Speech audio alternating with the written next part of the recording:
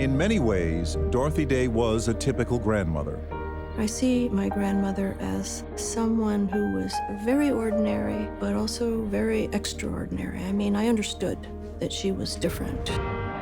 Different because Dorothy Day was so often on the front lines, protesting war and nuclear buildup, creating houses of hospitality for the hungry and homeless, and earning her place on the FBI watch list as a dangerous American. Yeah, Dorothy Day is a big troublemaker. As a young journalist, Dorothy Day campaigned for those in need. Her work keeps putting her front and center in the social movements of the time. She wrote about workers' rights, child labor.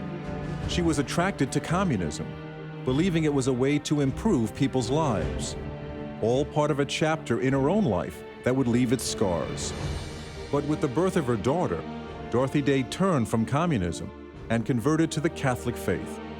There, she discovered a path that for nearly a half-century led her to become one of the greatest champions for the poor America has ever known. She thought if communism is radical, why shouldn't Christianity be radical? This is radical. My grandmother always said that she never meant to start houses of hospitality. She never meant to open up soup lines. But what happens when you start writing about these things, people show up at the door. She wanted the people to exercise their own sense of personal responsibility. You see something that needs to be done, you do it.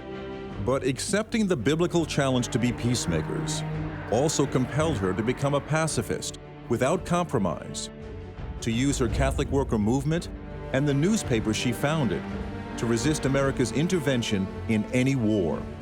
Many believed her behavior was un-American. She did describe herself as an anarchist. There's an anarchist dimension to her Christian witness. Some of the most profound and most rewarding demonstrations that culminated in arrests were with the Catholic worker community.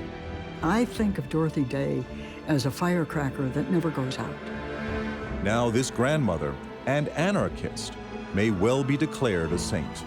We'd love to see Dorothy made a saint. For both American middle-class people and for Catholics, they recognized that something extraordinary was going on. They weren't quite sure what to do with it. She annoyed people because she challenged them. She would say, don't call me a saint. I don't want to be written off that easily. Well, I think if you take the Lord's words, you'll find they're pretty rigorous. The Sermon on the Mount may be read with great enjoyment, but when it comes to practicing it, it really is an examination of conscience to see how far we go.